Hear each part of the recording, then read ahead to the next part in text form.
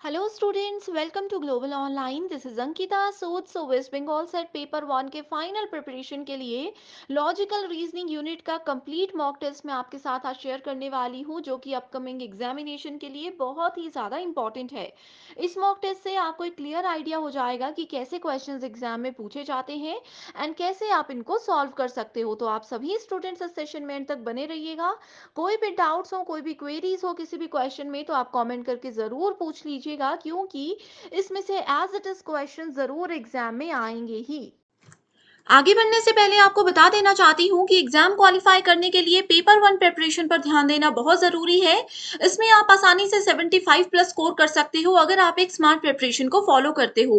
And इसके लिए complete course हमने लॉन्च किया है, जो कि एग्जामिनेशन के डिफिकल्टी लेवल और लेटेस्ट पैटर्न को ध्यान में रखते हुए ही बनाया गया है। इसमें हम कंप्लीट पेपर वन के फुल सिलेबस वीडियो लेक्चर्स आपको देते हैं, बहुत ही सिंपल लैंग्वेज में रियल लाइफ एग्जाम्पल्स के साथ। बहुत ही ज्यादा इंटरेस्टिंग वे में यहाँ पर आपके सारे कॉन्सेप्ट्स क्लियर करवाने की मैं श्योरिटी देती हूँ। साथ ही फुल सिलेबस नोट्स आपको पीडीएफ फॉर्मेट में मिलेंगे, जिसको आसानी से अपने मोबाइल फोन में भी डाउनलोड करके आप पढ़ सकते हो। फुल सिलेबस मॉक टेस्ट में आपको 60 से भी ज्यादा मॉक टेस्ट मिलेंगे दोनों लैंग्वेजेस में, एंड इसमें से as it is questions exam में आते हैं। एंड ये मॉक टेस्ट अगर आप लोग अटेम्प्ट कर लेते हो तो डेफिनेटली आप लोग एग्जामिनेशन में अच्छा स्कोर कर सकते हो।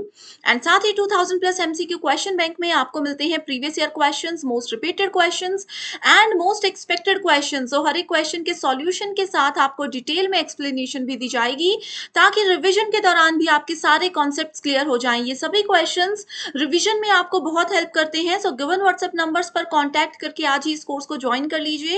इसके लिए आपको सिर्फ एक ही बार फीस देनी है, 2000 रुपए। एग्जाम तक ये फीस वैलिड रहेगी, ये कोर्स वैलिड रहेगा। एंड इसके फ्री वीडियोस के एक्सेस के लिए ग्लोबल ऑनलाइन ऐप को जरूर डाउनलोड कीजिए। स्टोर सेक्शन पर जाकर सर्च बार में आपको कोर्स का नाम लिखना है। कोर्स के ओवरव्यू के बाद कंटेंट पर क्लिक करते ही आप यहाँ पर देख सकते हो सिलेबस मिल जाएगा, सेपरेटली मेरे फोल्डर्स मिल जाएंगे, एंड यहाँ पर यूनिट वाइज फोल्डर्स हैं, जहां पर आपको theory lectures, MCQ lectures, mock test और नोट्स भी मिल जाते हैं। ये एग्जाम ओरिएंटेड कोर्स है। डेफिनेटली 6 महीने के अंदर अंदर आपको एग्जाम को क्वालिफाई करने में यही कोर्स मदद करेगा। सो गिवन नंबर्स पर कांटेक्ट करके आप इस कोर्स की पूरी जानकारी जरूर ले सकते हो। कि पहला क्वेश्चन है हमारा, ये 2019 में पूछा गया था। पहला क्वेश्चन है, Devdatt is fat and he does not eat during the day.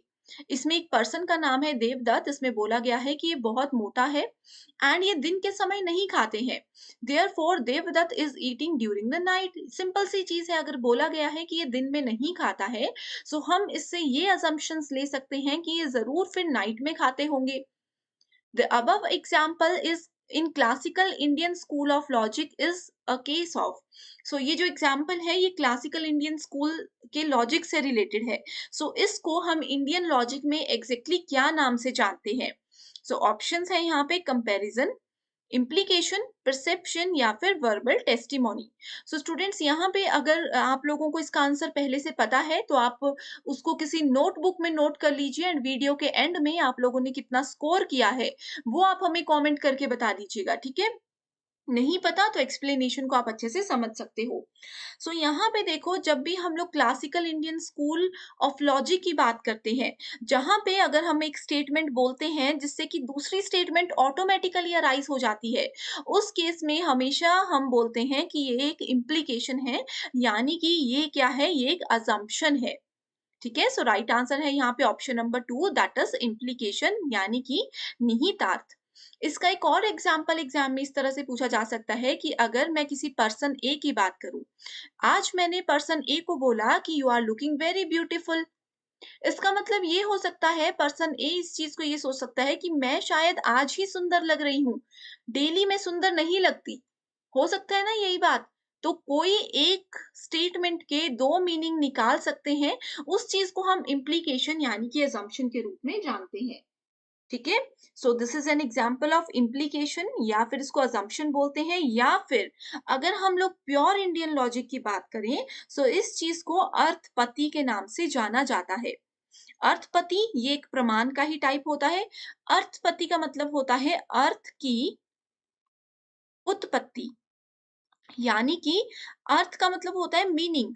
किसी एक स्टेटमेंट से हमने कोई और मीनिंग की उत्पत्ति कर दी, यानी कि किसी और मीनिंग को हमने यहाँ पे अराइज कर दिया, दैट इज कॉल्ड अर्थपति। तो ये भी एक ट्रिक आपको याद रखनी है कि अगर एक स्टेटमेंट से एक से ज़्यादा मीनिंग कोई पर्सन निकालता है, सो वो अर्थपति होता है, यानी कि वो इम्प्लीकेशन होता है। ओके, सो आई होप यहाँ पे फर्स्ट क्वेश्चन आप लोगों का बिल्कुल क्लियर हो चुका है। सेकेंड क्वेश्चन है, consider the following with reference to the Indian logic of school. So ये question again reference to Indian logic of school से पूछा गया है, 2019 का ही ये क्वेश्चन है, ठीक है। यहाँ पे पूछा है, it is related to form of the argument only, it is related to the content of the argument only, it is related to perceptual knowledge alone, it is related to presenting analogies only। so references जो होते हैं Indian logic में, उसको किस चीज से relate किया जाता है, कौन सी स्टेटमेंट यहाँ पे बिल्कुल ट्रू है। तो यहाँ पे मैं आपको बता दूं कि option number 1 that is it is related to form of argument only, and option number 2 that is it is related to content of the argument only. So ये दोनों ही स्टेटमेंट्स ट्रू हैं इसके रिगार्ड में। सो राइट आंसर है यहाँ पे option number 3। अब ये कैसे ट्रू है ये भी मैं आपको बताती हूँ, ठीक है। So Indian school of logic, जिसको कि हम न्याय के नाम से भी जानते हैं, ठीक है, इंडियन स्कूल ऑफ लॉजिक और Nyaya is concerned with the form and content of reasoning and argument as recorded in early text of India, ठीक है। सो ये चीजें जो है ये कुछ रीजनिंग एंड कुछ आर्ग्यूमेंट्स होते हैं जो कि ऑलरेडी इंडियन टेक्स्ट में, इंडियन टेक्स्ट के फॉर्मेट में रिकॉर्डेड होते हैं। सो इसमें बहुत से टाइप्स होते हैं जिसकी हमने बात की है हमेशा से, जैसे कि प्रत्यक्ष होता है, उपमना होता है, ठीक है। ये जो दो टाइप्स होते हैं, मेन सोर्सेज होते हैं नॉलेज के according to the Indian psychological system, तो इसी के अंडर ये चीजें आती हैं। So as it is questions इस तरह से एग्जाम में पूछे जाते हैं, बस थोड़ा सा उनको कॉम्प्लिकेट कर दिया जाता है, स्टेटमेंट्स को थोड़े से डिफरेंट लैंग्वेज में रख दिया जाता है ताकि स्टूडेंट्स थोड़े से कंफ्यूज हो जाएं, राइट। नेक्स्ट फिर अगर हम लोग क्वेश्चन की बात करते हैं, ये है मैच द फॉलोइंग से रिलेटेड क्वेश्चन। इसमें पूछा गया है, ऑन्टोलॉजी क्या होता है, एपिस्टेमोलॉजी क्या होता है, मेथडोलॉजी क्या होता है और मेथड क्या होता है। एंड यहाँ पे कॉलम्स में दिया गया है, सेकंड कॉलम में दिया गया है आइडियोग्राफिक, रियलिज्म, सर्वे या फिर पॉजिटिविज्म। बहुत इजी क्वेश्चन है, अगर आपको इनका एक का आंसर भी पता है तो आप लोग बहुत इजीली इसमें अच्छा स्कोर कर सकते हो, है ना स्टूडेंट्स। हमेशा मैंने आप लोगों को बताया है कि मैच द फॉलोइंग में किस तरह से काम होता है। इसमें देखो, सबसे पहले मैं अगर आप लोगों को बताऊं, यहाँ पे ऑन्टोलॉजी का मतलब होता है रियलिज्म, यानी कि यथार्थवाद। उसके बाद फिर अगर हम बात करते हैं एप, एपिस्टोमोलॉजी की, ये होता है पॉजिटिविज्म से रिलेटेड। ये अगर आपको पता होता तो आप इजीली इसका आंसर दे सकते थे। उसके बाद मेथडोलॉजी की बात करते हैं तो वो आइडियोग्राफिक से रिलेटेड होता है, एंड मेथड जो होता है वो रियलिज्म से रिलेटेड होता है। इस अकॉर्डिंग अगर हम सॉरी मेथड जो होता है वो सर्वे से रिलेटेड होता है, ठीक है। इस अकॉर्डिंग अगर हम लोग देखें, राइट आंसर है यहाँ पे option number D. Direct question था, इसमें एक्सप्लेनेशन की आई होप कोई जरूरत नहीं है। उसके बाद फिर आते हैं अपने नेक्स्ट क्वेश्चन पे, जिसमें कि पूछा गया है, which among the following is not the principle associated with positivism। Positivism के क्वेश्चंस बहुत बार एग्जाम में आते हैं, तो आपको ये बता दूं पहले कि पॉजिटिविज्म एग्जैक्टली क्या होता है। Basically it is a philosophical system recognizing only that which can be scientifically verified or which is capable of logical और मैथमेटिकल प्रूफ, यानी कि कभी भी लॉजिकल या मैथमेटिकल प्रूफ किसी चीज का हम लोग लेकर के आते हैं तो वहां पे पॉजिटिविज्म का एक इम्पॉर्टेंट रोल होता है। पॉजिटिविज्म से रिलेटेड ही एक टर्म होती है जिसको बोला जाता है पॉजिटिविस्टिक, ठीक है, इसको बोला जाता है पॉजिटिविस्टिक या positivist. Positivist study usually adopt deductive approach through sometimes may use inductive approach too। Generally ये डिडक्टिव को यूज करता है, बट बहुत बार इंडक्टिव भी यूज की जाती है। इसमें पूछा गया है नॉट एसोसिएटेड, ठीक है। यहाँ पे अगर नॉट एसोसिएटेड की बात की गई है तो इंडक्टिव और डिडक्टिव तो होगा ही नहीं। साथ ही मैंने आपको बता दिया कि ये किसी घटना से रिलेटेड होता है, ठीक है, कोई भी लॉजिकल या मैथमेटिकल प्रूफ होता है उससे रिलेटेड होता है, यानी कि ये एक फिनोमिनलिज्म से रिलेटेड है। राइट आंसर होगा यहाँ पे option number D, that is interpretivism. इससे रिलेटेड ये टर्म नहीं होती है। नेक्स्ट क्वेश्चन है हमारे पास, अगेन मैच द फॉलोइंग से रिलेटेड क्वेश्चन यहाँ पे पूछा गया है। एंड इस क्वेश्चन में डायरेक्ट यहाँ पे चीजें पूछी गई हैं। मैच द फॉलोइंग है, कुछ एक्शंस के नाम दिए गए हैं एंड कुछ उसके डिसिप्लिन के नाम दिए गए हैं। पहला है sacrifice, sincerity, self control and altruism. ठीक है, सो यहाँ पे अगर हम बात करें तो देखो, सेक्रीफाइस क्या होता है? Helping without selfish motives. हम किसी दूसरे की हेल्प करते हैं अपना कोई सेल्फ वो किए हुए, अपना कोई स्वार्थ बिना बीच में रखे हुए, है ना? उसके बाद सिंसियरिटी, सिंसियरिटी होता है working in a stipulated time. Next होता है हमारे पास फिर self control. So self control का मतलब होता है confinement of individual mind on action. And last होता है altruism, that is showing love and affection. So direct है यहाँ पे राइट आंसर हमारे पास ऑप्शन नंबर 4। ठीक है, सो आई होप स्टूडेंट्स ये 5 क्वेश्चंस जो थे बेसिक से रिलेटेड, ये आपके बिल्कुल अभी क्लियर हो चुके हैं। अब आते हैं अपने नेक्स्ट सेशन पे। अभी तक ये जो 5 क्वेश्चंस मैंने आपको बताए हैं, इनमें कोई क्वेरी है, कोई ऑप्शन से रिलेटेड आपको प्रॉब्लम है, या आप चाहते हो कि इंडियन लॉजिक की तरह किसी और सेक्शन पे भी मैं आप लोगों के लिए मॉक टेस्ट लेकर के आऊँ, तो आप मुझे कमेंट कीजिए, मैं ज़रूर आपकी रिक्वेस्ट को पूरा करूँगी। इसके साथ ही स्टूडेंट्स अब बात करते हैं नेक्स्ट सेक्शन की, जिसमें हम बात करेंगे स्ट्रक्चर ऑफ इन्फेरेंस, यानी कि अनुमाना से रिलेटेड। अनुमान का मतलब होता है गेस करना। ठीक है, इतना सा मैंने बता दिया, अब आप इजीली इसके आंसर दे सकते हो। सो यहाँ पे टोटल 13 क्वेश्चंस लेकर आऊंगी, जरूर उनको आप ट्राई कीजिएगा। तो पहला क्वेश्चन है, consider the argument provided below. एक आर्ग्यूमेंट यहाँ पे ये गिवन है, आपको इसको देखना है एंड बताना है, identify the fallacy involve in above argument on the basis of Indian logic. So यहाँ पे देखो, ये फैलेसी से रिलेटेड क्वेश्चन है। यहाँ पे 4 टाइप्स की फैलेसी दी है, हमें बताना है कि इस गिवन स्टेटमेंट में कौन सी फैलेसी एग्जैक्टली काम करती है। So sound is impermanent because it is invisible. इसमें बोला है कि जो साउंड, जैसे कि आप मेरी आवाज सुन रहे हो, कि ये परमानेंट नहीं होता। कारण बताया गया है क्योंकि ये इनविजिबल होता है। तो क्या लगता है आपको, कौन सी फैलेसी है ये? fallacy of irrelevant reason, fallacy of wrong assertion, fallacy of trivial reason, या फिर fallacy of contradictory reason। बहुत इजी क्वेश्चन है, इसका राइट आंसर है option number 1, that is fallacy of irrelevant reason।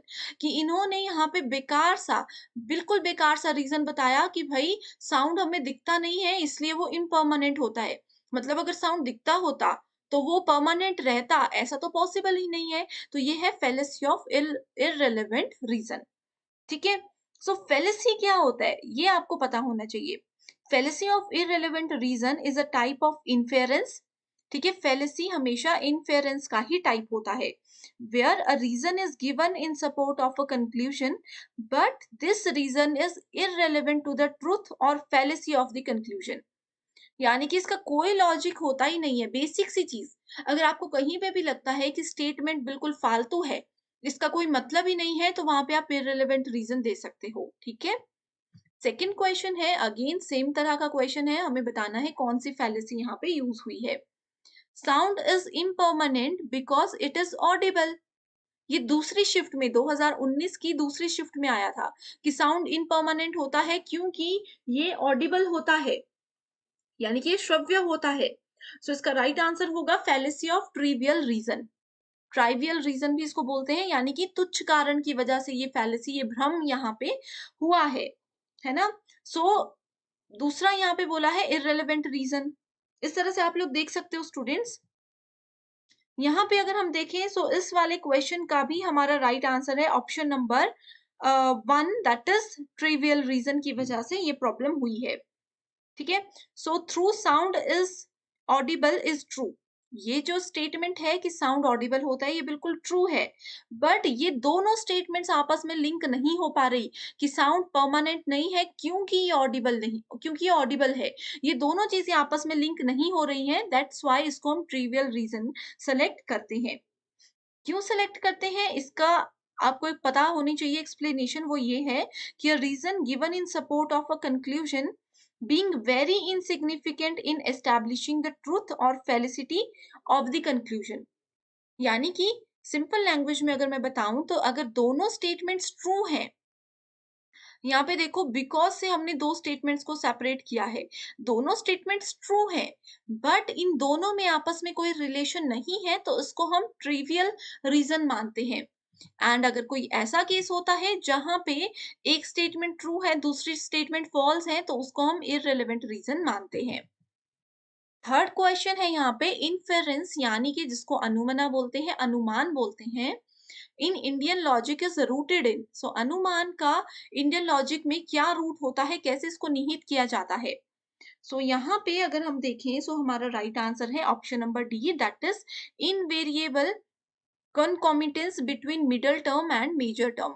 सो अगर आप लोगों ने लॉजिकल रीजनिंग की बेसिक चीजें पढ़ी हैं, ठीक है, एक वीडियो का लिंक मैं आप लोगों को डिस्क्रिप्शन बॉक्स में ऐड कर देती हूँ। वहां पे मैंने ये बेसिक चीजें बताई हैं कि कैसे मिडल टर्म, कैसे मेजर टर्म को आप लोग फाइंड आउट कर सकते हो। उस वीडियो को देखिए। सो यहाँ पे देखो डायरेक्ट हम जाते हैं कि इसको रूट किया जाता है कि अगर इन वेरिएबल कॉन्कमिटेंस होता है मिडल टर्म और मेजर टर्म के बीच में। सिंपल सी चीज है, कोई इसमें ज्यादा लॉजिक नहीं है। सो ये वाला जो सेक्शन होता है ना, इन वेरिएबल कॉमिटमेंटेंस, ठीक है, इसको हम व्याप्ति के नाम से जानते हैं। सिंपल हिंदी में अगर बात करें, इंडियन लॉजिक की बात चल रही है, तो इसको व्याप्ति जानते हैं। आपने सिलेबस में ये टर्म जरूर सुनी होगी, ठीक है। सो मिडल टर्म और मेजर टर्म के बीच में अगर ये इशू आता है लॉजिकल ग्राउंड ऑफ इन्फेरेंस के रूप में, तो उस चीज को व्याप्ति के नाम से जाना जाता है। अगला क्वेश्चन है consider the argument given below. Again यहाँ पे देखो सेम ही तरह का क्वेश्चन है। Sound is permanent because it is Audible, ठीक है, साउंड परमानेंट होता है क्योंकि ये ऑडिबल होता है। प्रीवियस क्वेश्चंस में पूछा गया था साउंड इज इनपरमानेंट, साउंड इज इनपरमानेंट, ठीक है। ये देखो सेम ही तरह के क्वेश्चंस हैं एग्जाम में, बस थोड़ा सा डिफरेंट तरीकों से पूछे गए हैं, है ना। सो आप लोगों को यहाँ पे ये चीजें पता होनी चाहिए। सो देखो यहाँ पे पूछा गया है sound is permanent, sound permanent होता है, साउंड परमानेंट नहीं होता है। ये ऑडिबल होता है, यस साउंड बिल्कुल ऑडिबल होता है। सो इस अकॉर्डिंग अगर हम लोग देखें तो हमारा राइट आंसर है fallacy of trivial reason. Question number 4 का राइट आंसर है ऑप्शन नंबर ए, यानी कि तुच्छ कारण का भ्रम है ये भी, ठीक है।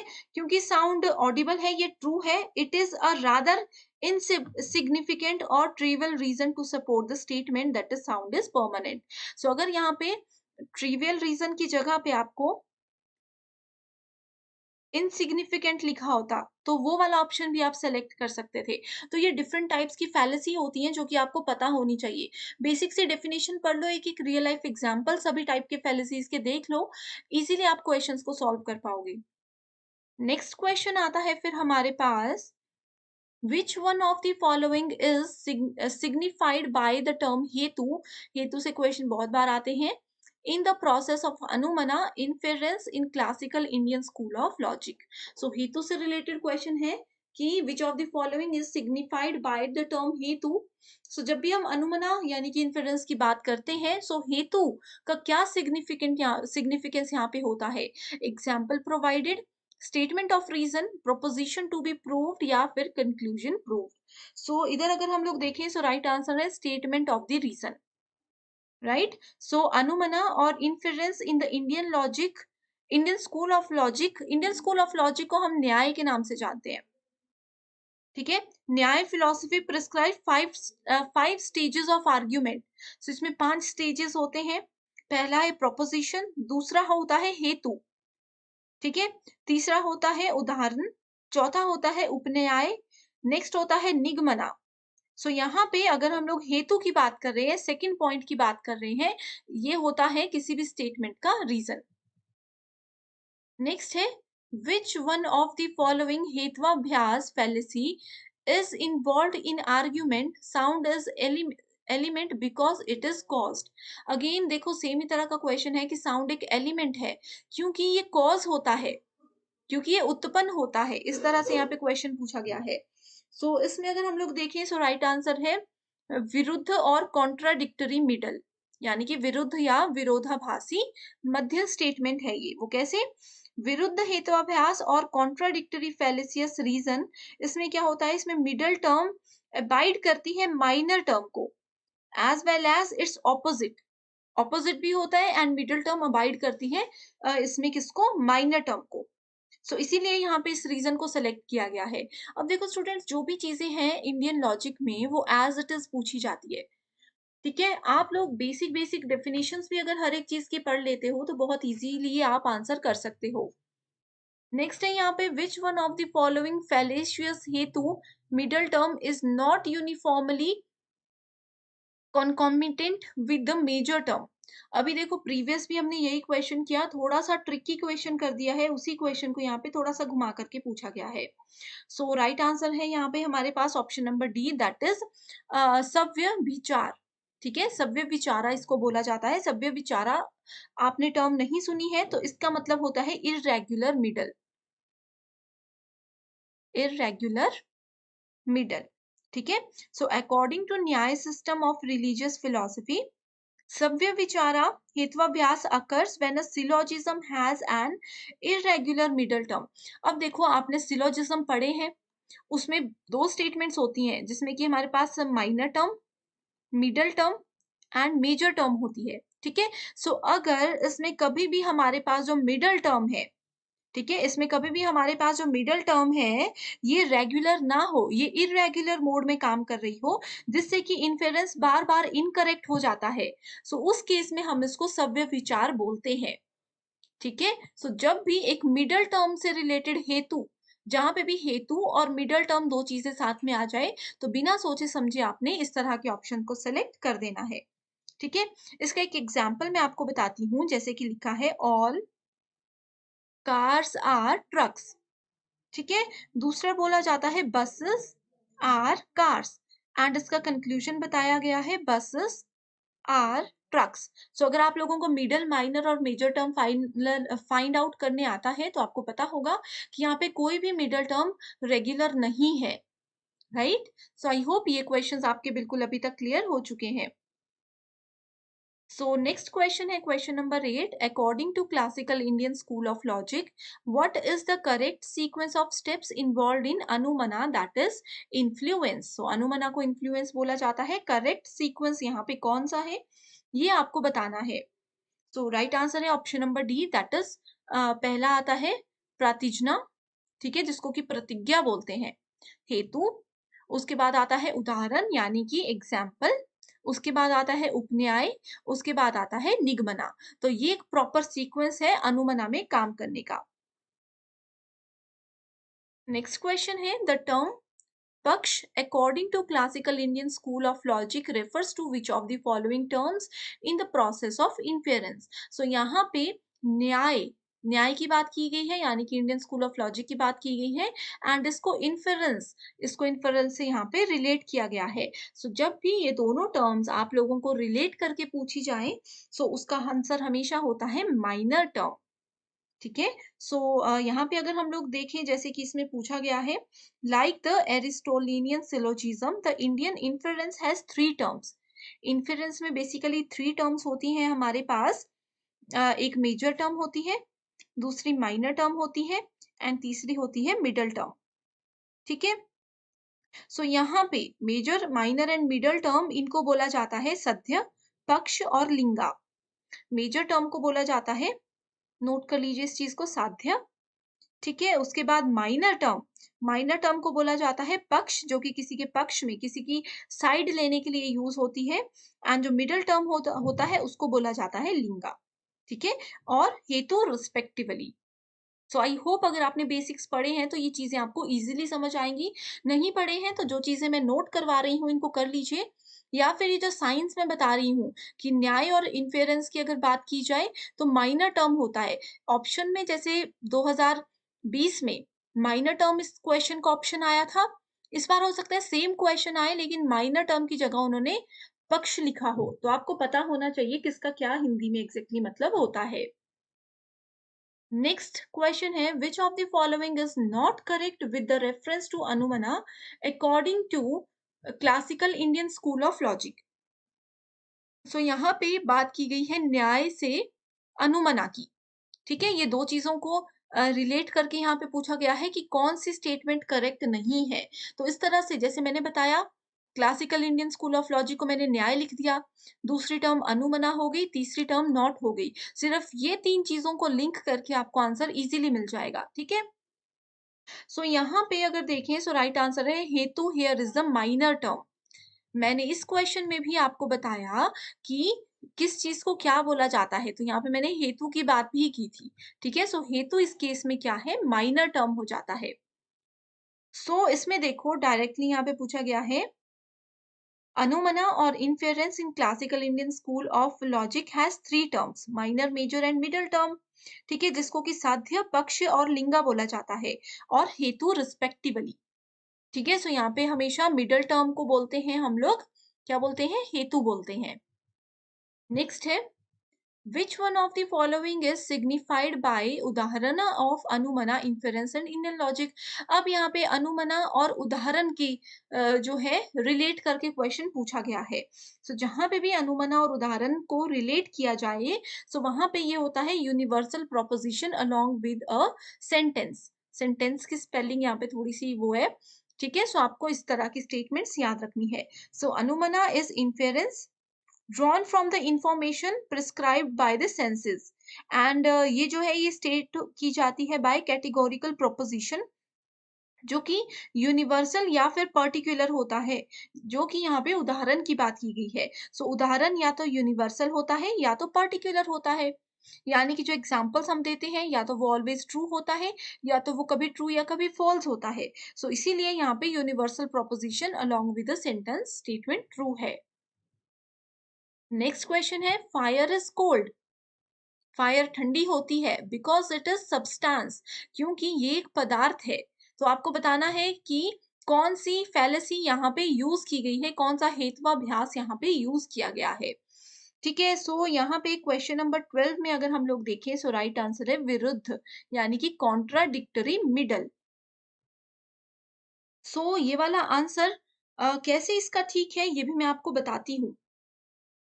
सॉरी स्टूडेंट्स, यहाँ पे थोड़ी सी मिस्टेक हो चुकी है। इसका राइट आंसर है यहाँ पे बभिता, ठीक है? बाधिता जिसको बोला जाता है, नॉन इन्फेरेंशियल कॉन्ट्राडिक्टेड मिडल के नाम से इसको जाना जाता है।